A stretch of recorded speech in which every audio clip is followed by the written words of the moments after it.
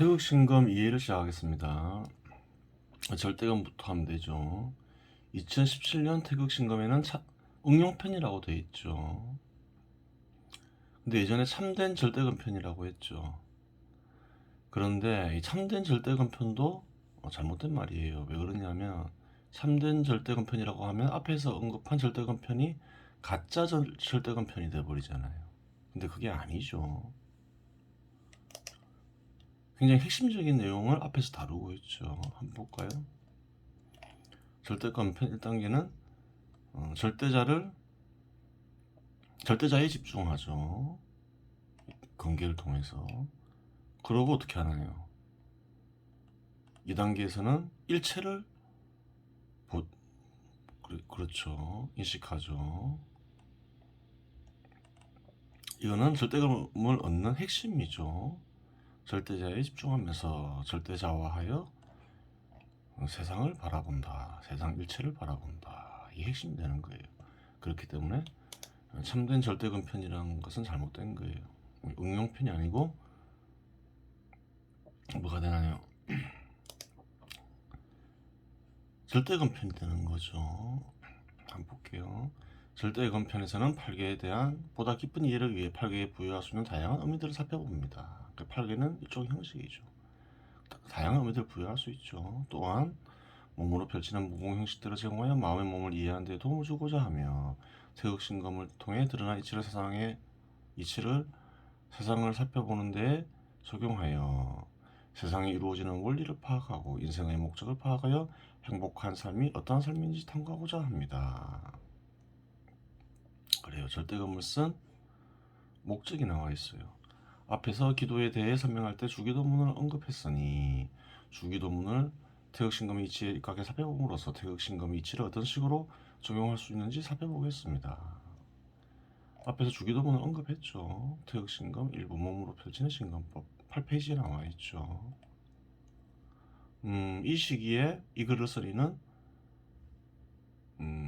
그래요. 예수의 주기도문을 관심 가졌음을 알 수 있어요. 그거 왜 그런가요? 절대감이 뭐라 했나요? 절대자화하여 절대자의 시각으로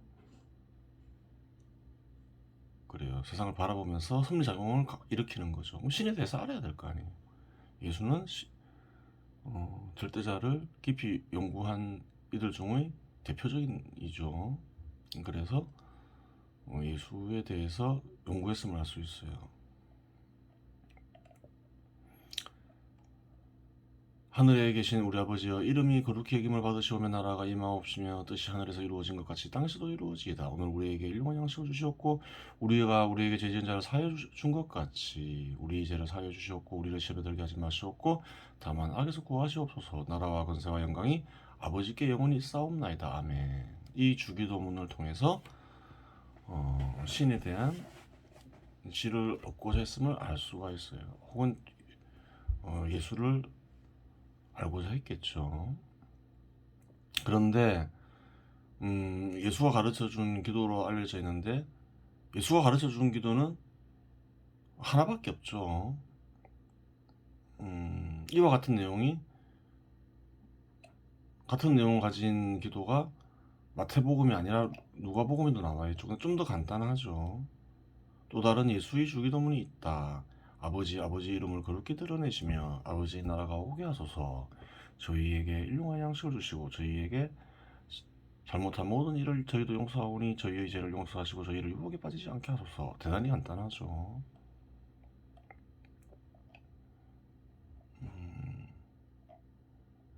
나라와 권세와 영광이 아버지께 영원히 있사옵니다. 아멘. 이런 없죠. 아멘은 마태복음에도 없죠. 뭐 다른 성경책에 있을 수 있죠. 성경책도 종류가 여러 가지가 있으니까. 하늘에 계신 우리 뭐 이런 말도 없죠. 뭐 어떻게 된 걸까요? 두 가지 기도를 다 했을까요? 아니면 한 가지는 가짜일까요? 물론 두 개 이제 겹치는 내용도 있죠. 이게 진짜고 이거는 뭐 가짜는 아니지만 좀 예수의 말들이 덧붙여져서 만들어진 기도로 볼 수 있겠죠. 예수의 스타일상 그렇게 보는 거죠. 근거가 있나?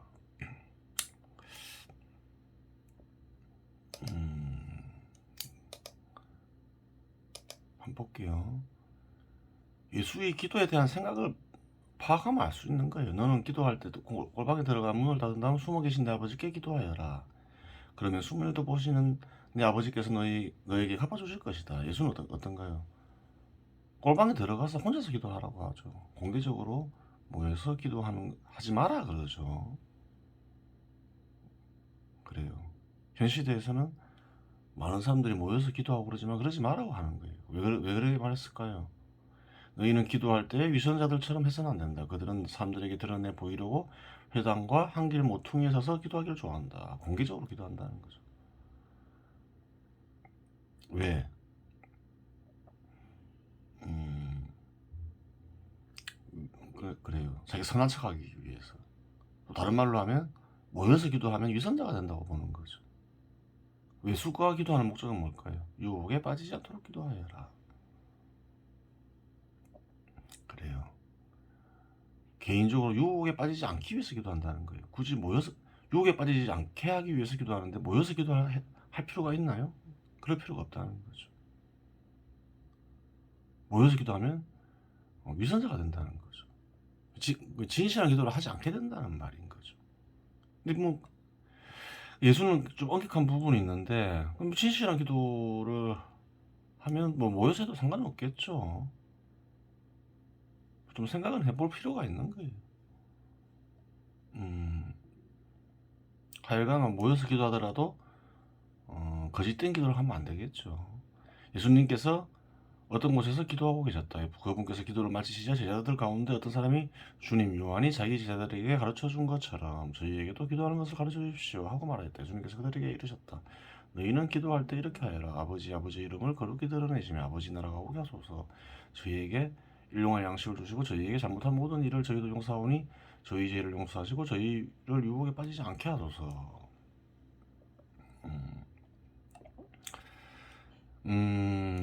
그 예수의 기도가 하나밖에 남아있지 않은 이유는 공개적인 장소에서 드러내놓고 기도하지 않아서 그런 거예요. 그래요. 공개적인 장소에서 기도를 여러 번 했으면 가르쳐 달란 말도 안 했겠죠. 따라 하면 되니까. 그렇게 하지 않았다는 거예요. 그래요. 하나밖에 남아있지 않은 이유는 공개적인 장소에서 기도를 하지 않았고 제자들이 가르쳐 달라고 졸라서 가르쳐 준 기도가 하나밖에 없다는 거죠. 하나만 가르쳐 준 거죠. 그게 하나만 남아있는 거예요. 그래요.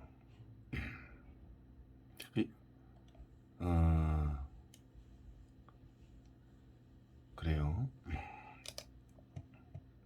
그래서 이렇게 막 뒤에 나라와 군사와 영광이 아버지께 영원히 있사옵나이다 이런 얘기는 안 했다고 보는 거죠. 약간 남들이 봤을 때 그래요. 좀 이런 거 별로 안 좋아한다는 거죠. 위선적인 거 싫다 했잖아요. 진실하게 기도만 하면 된다는 거예요. 그래서 예수가 가르쳐 준 기도에 덧붙여진 말이 있다. 물론 그 말은 예수가 한 말이겠죠. 하여간 이 기도를 통해서 살펴보도록 하겠습니다.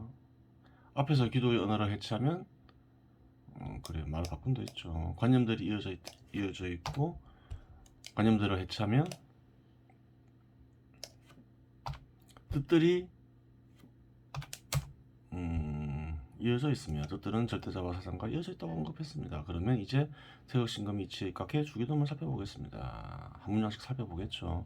하늘에 계신 우리 아버지여, 세상 속에서 오감으로 관찰할 수 없는 것을, 인간의 감각이죠. 감각으로 관찰할 수 없는 것을 하늘로 보면 됩니다. 세상 속에는 인간 역시 포함되는데 인간에게도 역시 오감 혹은 감각으로 관찰할 수 있는 부분이 있는가 하면 관찰할 수 없는 부분이 존재합니다. 그렇죠. 좀 더 구체적으로 말하자면 하늘은 세상과 인간이 이루어지게 하는 원리의 세계라고 말할 수 있는데 이 원리의 세계의 지배자는 절대자라고 하겠습니다. 마음은 절대자와 함께하며 절대자의 창조와 판멸작용으로 인해 끊임없이 변하니 인간이 절대자를 느낄 수 있는 가장 쉬운 방법은 마음을 탐구하는 것이겠지요. 그렇죠.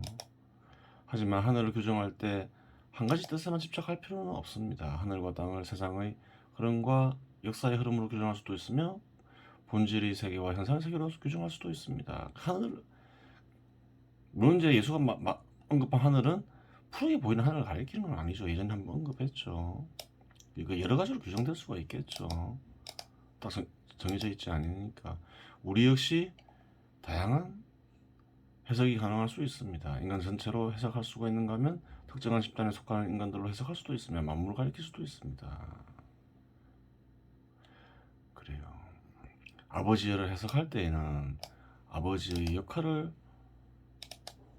떠올리면 됩니다. 아버지는 자식들을 부양하며 인도하는 역할을 수행합니다. 따라서 여기서 절대자는 개개인을 인도하는 역할을 하는 존재로 부각되고 있다고 하겠습니다. 하늘이라 한번 주가 달려있죠. 절대자는 세상 어느 곳에서나 있다. 하지만 예수가 가리키는 하늘은 물질과 공간으로 만들어나는 세상을 가리키는 것은 아니라 절대자의 속마음입니다. 그래요. 여기서는 이 기도를 이해할 때는 절대자의 속마음으로 풀이하면 더 정확한 이해가 된다는 거예요. 예수는 뭘 했나요? 마음에도 하늘나라가 있고 그래요. 물질과 공간으로 이루어진 세상에서 또 하늘나라가 있다 그랬죠. 그래요.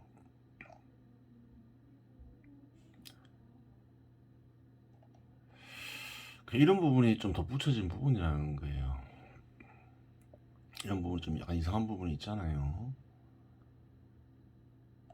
물질과 공간으로 이루어진 세상에도 절대자가 있는데 딱 하늘에 계신 이렇게 얘기할 필요는 없는 거죠. 뭐 그것도 예수가 얘기하긴 했겠지만 마음에도 절대자가 있다. 그것도 얘기했죠. 그러면서 성령을 언급하는 거죠. 성령은 뭔가요? 마음에서 드러나는 절대자를 가리키는 거죠. 그래요. 근데 유독 이 기도에서는 그래요. 물질과 공간으로 이루어진 세상을 배척하고 있잖아요. 배척할 필요가 없는데.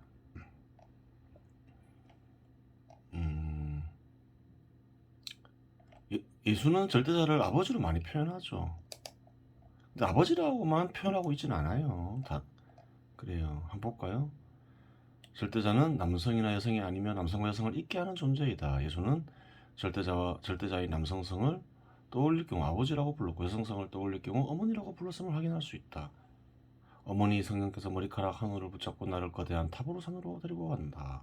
히브리인들의 복음에 나와 있죠. 히브리인들의 복음은 석 2세기경 쓰여졌고 그 당시에는 많이 이용됐다고 하죠. 지금은 외경이죠.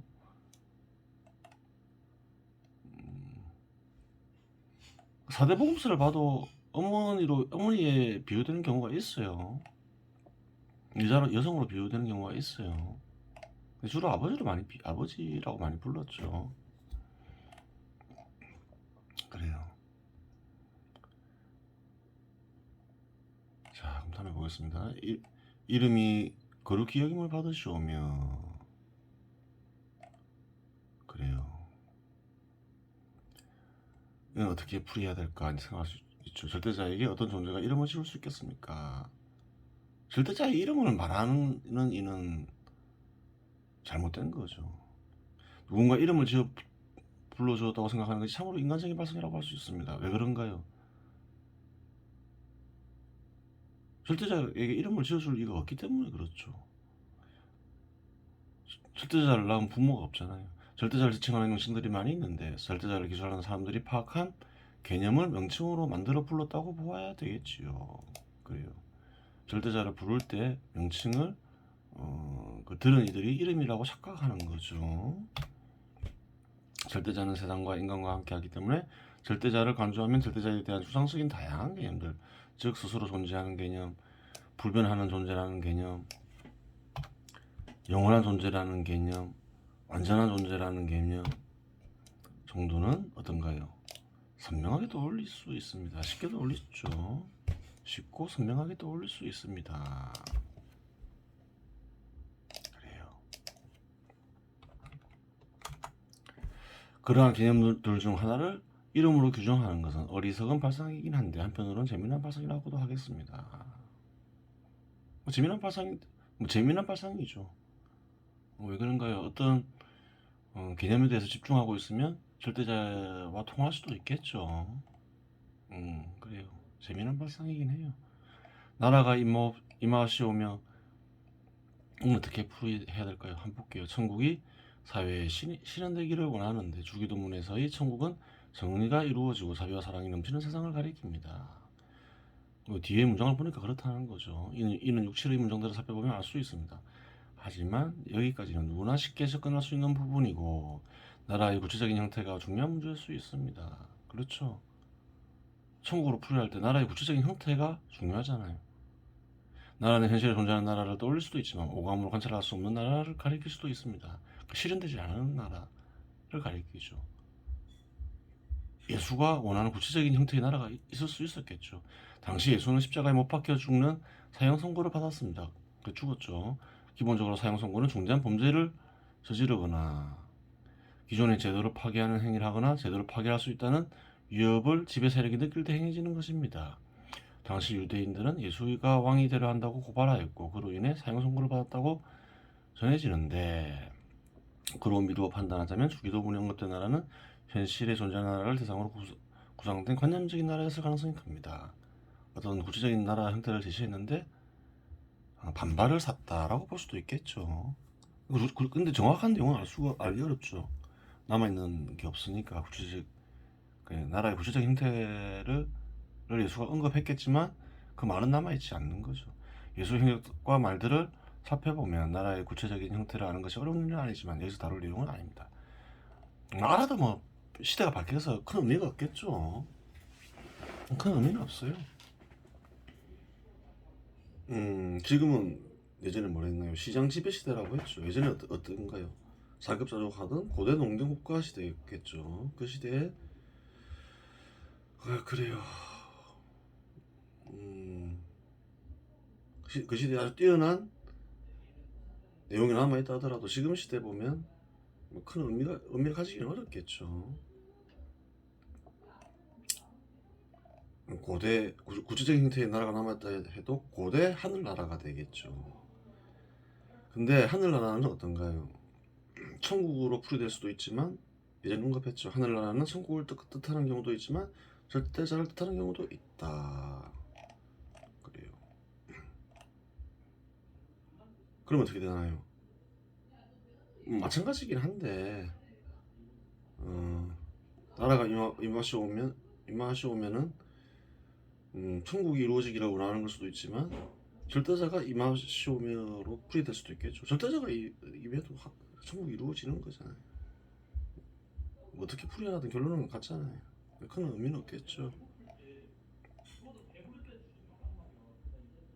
다음 볼게요. 뜻이 하늘에서 이루어진 것 같이 땅에서도 이루어지이다.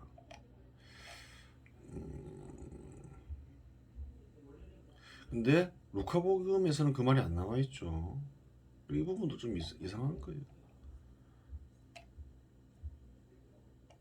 절대자의 뜻은 항상 이루어지고 있는 거죠. 땅에서도 이루어지고 있는 거죠. 땅에서는 이루어지고 있지 않은 것처럼 그래요. 쓰여져 있는 거죠. 좀 생각해 볼 필요가 있는 거죠. 그래요.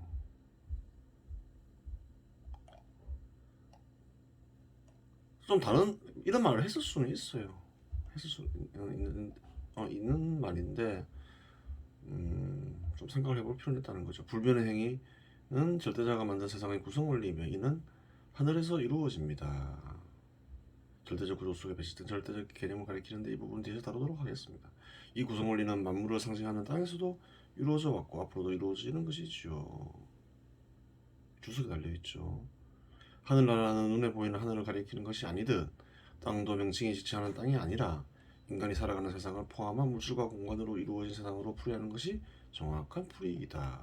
그렇겠죠. 만물 속에서 사회가 나오니 인간 사회에서 뜻이 이루어진다는 것 역시 만물에서 뜻이 이루어져 왔고 이루어진 것으로 볼 수도 있으나 인간이 이룬 사회는 인간이 아닌 다른 종류의 생물들이나 무생물들이 이루고 있는 환경과는 구별되는 특징이 있습니다. 물론 구별된다고 하더라도 절대자의 뜻에 따른 변형된 자연의 원리에 따라 구성될 따름이니 절대자의 뜻이 역사에 드러나는 것은 필연적인 것입니다. 사람들은 사회에서는 절대자의 뜻이 없다라고 생각하는 경우가 많고 그렇게 얘기하는 사람들도 많죠. 자연의 법칙이 있잖아요. 자연의 일부가 변해서 된 게 자연 환경의 일부가 변해서 된 게 사회라면 사회 역시 자연의 원리에서 벗어날 수 없는 거죠.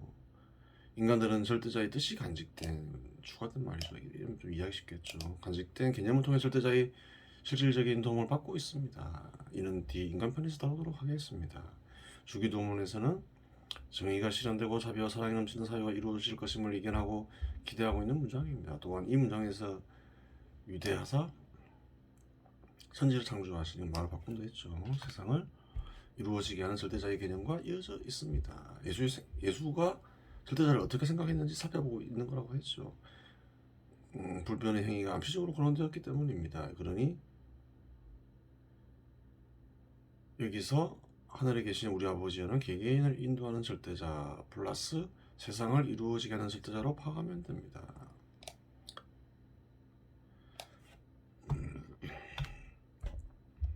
하늘과 땅을 어떻게 규정하느냐에 따라 다양하게 해석될 수 있는 여지가 존재합니다. 하늘을 영적인 세계로 규정하고 땅을 물질적인 세계로 규정 지을 경우 절대자의 뜻에 입각한 국가 형태가 현실에 실현되는 것을 가리킬 수 있게 됩니다. 또한 하늘을 자연으로 규정짓고 땅을 사회로 규정지을 수 있습니다. 자연의 세계는 무질서 속에서도 질서가 드러나며 불균형 속에서도 균형이 드러나며 이런 것들은 나중에 뒤에서 다 설명하겠죠. 급하게 알려고 할 필요는 없죠. 내용이 길어지니까. 우연 속에서도 필연이 드러납니다. 우연한 것까지만 우연이 아니라는 거겠죠. 하지만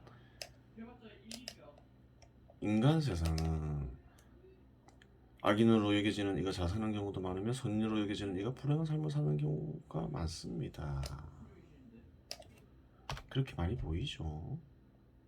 아닌 경우도 있을 것이고 실제로 그러한 경우도 있겠죠. 이러한 현상을 무질서나 불균형한 것으로 규정할 경우 이러한 현상이 발생하지 않는 세상을 기원하는 것이 됩니다.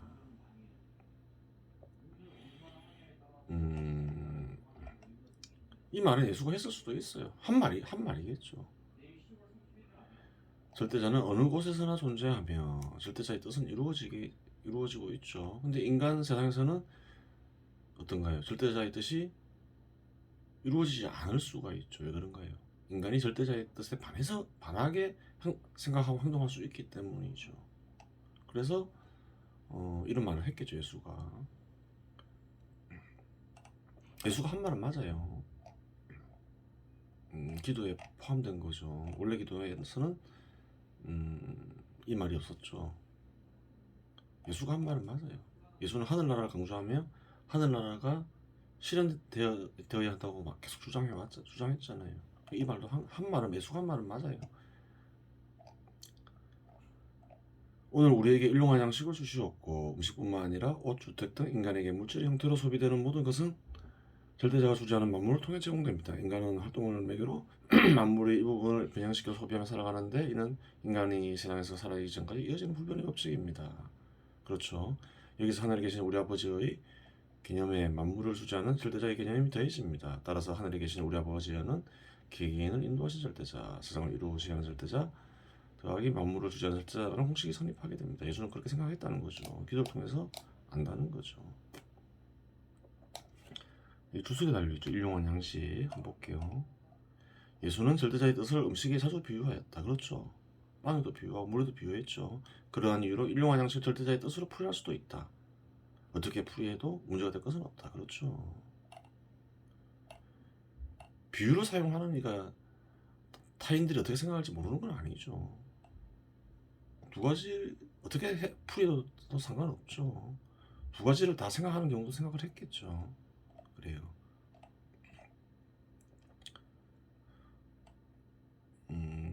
그 삶이 그냥 인간의 삶이 절대자로 를 통해서 이루어진다. 절대자 없이 살 수 없다. 혹은 절대의 뜻 없이 살 수 없다. 그렇게 하면 그렇게 풀이하면 되는 거죠. 모든 것이 절대자에게서 비롯되었다. 우리가 우리에게 재진 자를 사하여 준 것 같이 우리 죄를 사하여 주시옵고 인간들이 서로 자비와 사랑을 베풀어라라는 실천적인 의미가 포함되어 있으며 말을 좀 바꾸는 거죠. 세련되게. 악한 의지를 간직한 행위를 많이 하였지만 자비와 사랑을 베풀어 용서해달라는 기원이기도 합니다. 자비와 사랑을 베풀면서 살아라. 그리고 용서받아라. 이렇게 되어 있는 거죠. 중요한 말이죠. 그래요. 읽어보세요. 읽어보면 쉽게 이해할 수 있을 거예요. 사람은 어떤가요? 선과 악은 그 사회와 역사 속에서 나타나는 거죠. 그래서 만물을 주재하는 절대자 플러스 사회를 주재하는 절대자 이게 이제 또 포함되는 거죠. 사회를 주재하는 절대자가 포함된다. 어떻게 절대자를 이해하고 있나요? 퇴역신금 여기 보면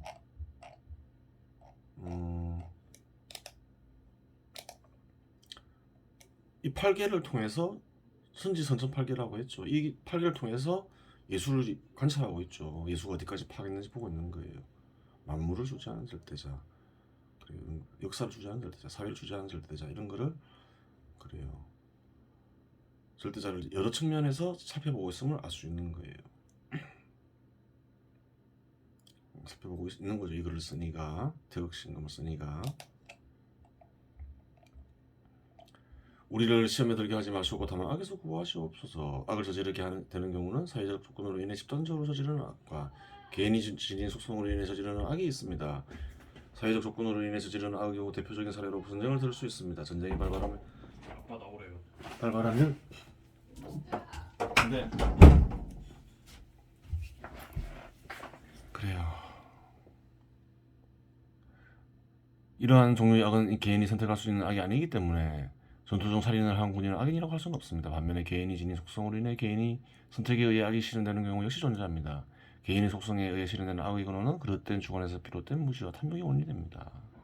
인간이 저지른 악은 무지와 탐욕이 원인이 되는 거죠. 그릇된 주관은 무지의 결과이며 탐욕은 무절제의 결과라고 할 수 있으므로 참된 지를 탐구하고 절제력을 키우면 극복할 수 있는 문제입니다. 그렇죠. 그래요. 나라와 권세와 영광이 아버지께 영원히 싸웁니다. 아멘. 절대자에 대한 느낌이며 언급한 내용들이 이루어지기를 바라는 기원이기도 합니다. 루카복음에서는 없는 말이죠. 근데 이러한 얘기는 했을 수 있죠. 했을 가능성이 크겠죠. 언급된 개념들은 절대자 자비와 사랑 정의입니다. 뜻은 의지의 방향을 절대자로 향하게 하라. 정의롭게 살아라. 자비와 사랑을 베풀어라를 언급하고 있습니다. 이는 그렇지 못한 인간들에 대한 슬픔도 담겼다고 하겠습니다. 이렇게 언어를 해체하고 개념을 해체하고 관념을 하는 게 좋겠죠. 관념을 해체하고 뜻을 파악한 뒤 지금 우리 현실을 바라보면 나름대로 의미가 있을 것입니다. 주기도문의 경우 함축적으로 쓰여졌기 때문에 깨달음의 수준이 높을수록 보다 다양하고 구체적인 해석이 가능해진다는 점에서 시와 유사한 측면이 있습니다. 그래요. 예수가 비유를 주로 이용했기 때문에 다양하게 풀이되는 부분도 있는 거예요. 주기도뿐만 아니라 태극신금은 인간과 세상을 분석하는 데 맞는 키의 역할을 합니다. 그래요. 그럴 수가 있어요. 태극신금은 뭔가요? 인간화된 섭리작용이 될 수가 있는 거죠. 그래요. 이번 시간에는 예수의 주기도문을 살펴보았습니다.